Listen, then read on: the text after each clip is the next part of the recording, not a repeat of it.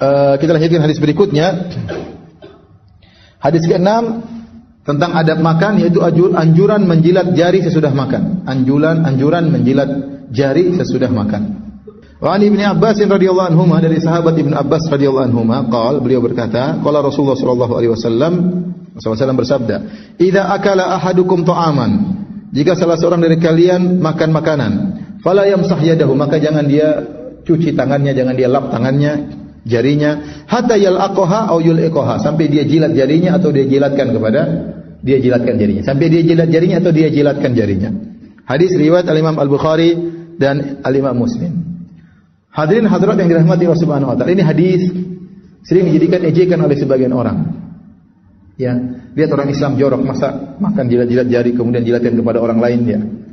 Tunggu dulu, kita harus ngerti dulu apa maksud hadis ini, ya. Jadi kata Rasulullah SAW, jika salah seorang makan, maka jangan dia cuci tangannya, jangan dia lap tangannya sampai dia jilat jari-jarinya atau dia jilatkan. Maksudnya apa? Islam mengajarkan kepada kita untuk tidak mubadzir, tidak tabdzir. Ya. Bahwasanya seluruh makanan ini harus habis. Bahkan yang tersisa di tangan kalau tidak dibuang berusaha untuk dimakan, jangan sampai dibuang. Sebenarnya orang cuci tangan sementara masih banyak nasi di tangannya, dia cuci kemudian mengalir. Itu kalau dikumpulkan masih satu suap. Ya. Nah kalau ada 1000 orang seperti itu kan 1000 suap berarti terbuang. Sementara kita kekenyangan, masih banyak orang kelaparan yang membutuhkan suapan-suapan tersebut. Masih banyak saudara-saudara kita sambil bertanya, seorang saudara kita di Suriah, saya bertanya kepada para ulama, bolehkah kita makan anjing? Karena tidak ada makanan di sana. Kelaparan, ya. Ya. Oleh karenanya betapa banyak di sana mereka rebut-rebutan makan roti karena enggak ada makanan. Sementara kita buang-buang makanan, ya. Maka Islam mengajarkan kita untuk tidak mubadzir. Semua makanan harus dibersihkan. Ini yang pertama, tidak mubadzir. Yang kedua, di antara faedahnya kita menjilat-jilat makanan tersebut, di antaranya karena kita tidak tahu di mana ada keberkahannya. Kata Nabi sallallahu alaihi wasallam, "Innakum la tadruna fi ayyihil barakah." Kalian tidak tahu di bagian makanan manakah yang merupakan keberkahan. Bisa jadi pada beras yang terakhir kita makan, disitulah keberkahan. Ya, situlah keberkahan. Rasulullah SAW orang yang tidak mau buang-buang makanan. Sampai dalam sebuah hadis Rasulullah SAW berjalan, tiba-tiba lihat korma jatuh. Ada korma jatuh, Rasulullah SAW bersihkan. Untuk Rasulullah SAW makan. Tapi Rasulullah SAW makan, Rasulullah SAW tidak jadi makan. Khawatir ini korma sedekah. Karena Nabi tidak boleh makan apa? Sedekah. Tapi Rasulullah SAW sudah bersihkan, mau dimakan. Tidak ingin ada makanan terbuang. Ya, tidak ingin ada makanan terbuang. Karena itu nikmat dari Allah. Kita di antara bentuk syukur kepada Allah, kita gunakan nikmat tersebut sebagaimana mestinya. Jangan dibuang-buang.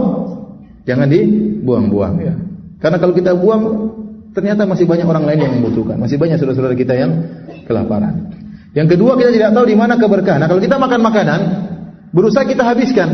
Karena kita tidak tahu apakah pada suapan pertama di situ keberkahan, atau di suapan terakhir di situ keberkahan, atau di tengah-tengah makan ada keberkahan. Rasulullah SAW mengatakan, fa innakum la tadruna fi ayyihil barakah. Kalian tidak tahu di bagian mana yang ada keberkahan.